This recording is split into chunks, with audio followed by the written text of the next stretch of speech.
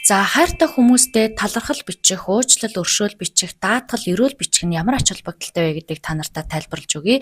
Хайрын мэдрэмж гэдэг бол бид бүхний сүнсний язгуур ирэх байдаг. Хайртай хүнээ уужилж, өршөөж, даатгаж өрөөснөөр бидний өөрийн энерги цэвэрлэгддэг байгаа. Яагаад гэвэл далд тухамсарт ил гарахыг хүсэх хэрэгцээ маш их байдаг. Энэ мэдээлэл, энэ энергийг ил гаргаснаар танд өөрөө сэтгэлийн эмчилгээ болдог. Ихэвчлэн хүмүүс хоорондоо ярилцаж ойлголцох боломжтой гэдэг боловч ихэнх хүмүүс нүүр нүрээ харалцаад уучлалт гуйгаад талархаа даатгаж өрөөхөд бэлэн биш байдаг. Зарим хүмүүс уулзах боломжгүй байдаг.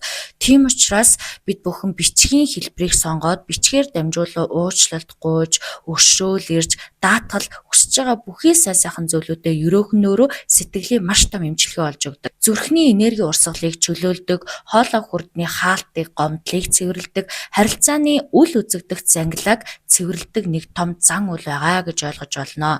Цаас бол газрын элемент, үзэг бол хэл буюу таны дотоод илэрхийлэл, бичих үйл явц бол дотоод сэтгэлийн эмчилгээ олж өгдөг. Уучлал бичих нь кармик буюу үүлийн үрийн харилцаа хэлхийг зөөлрүүлдэг бол ерөөл бичих нь хайрын энергийг сэргээж өгдөг. Бичсэн үгс нь өөрөө залбирлын долгионтой адилхан үйлчилгээтэй байдаг учраас буруутгал байхгүй, шүүлт байхгүй, өөрийгөө ариусгах зорилготойгоор бичснээр үр дүн маш өндөр явагддаг. Гомдол гэдэг бол зүрхэн үрд буюу хоолой хүрдийг хаадаг, блоклдог зүйл байдаг учраас гомдлыг удаан тээж явснаар та өөрөө сэтгэлээ өвчлүүлнэ, биеэ өвчлүүлнэ, мөн харилцаагаа гэмтэнэ гэсэн үг. Тийм учраас илэрхийлж чадаагүй өгнүүдэд бичиж тэмдэглэснээр дотоод дарамт арилдаг. Эхлээд уучлалгүй, талархаж, өөрт нь талархж байгаа бүхий л зүйлээсээ бодож тэмдэглэнэ. Түүний дараа ерөөл буюу тэр хүндээ өгсөж байгаа бүхий л сайн сайхан зүйлүүдийг ерөөж даатгаж бичдэг. Эсвэл галын хүчээр шатааж тухайн очих ёстой орон зайруу шилжүүлж өгөх ёстой байдаг. Хайрын энергийн төвшнгөө сэргээх, сэтгэлээ чөлөөлөх алхмыг энэ зан үйлээр та нар маань хийж дадах нь маш чухал байдаг. Бас хүслийн хайрцаг номтой болгоос гарсан байгаа. Дотор маань ягаан өнгийн цаас байгаа.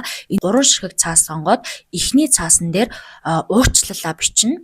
Хоёр дахь цаасан дээр талархлаа бичнэ. Гурав дахь цаасан дээр даатгал өрөөлөө бичнэ. Үүнийг ариун тасаараа идэвхжүүлээд ла буюу галын элементээр шатааж тухайн очих ёстой орон зайруу шилжүүлж өгснөөр дараатаа байсан ил гарах шаардлагатай энергиуд өөрөө илчлэгдэж эмчлэгддэгэ гэсэн үг. Мэдэрч бичиж байгаа үг бүрээ өөрөө ойлгож ухаарч өнгөрснөө дурсаж бичснээр идэвхтэй үйлчлэх боломжтой байдаг. Ингээд та нартай амжилт хүсье.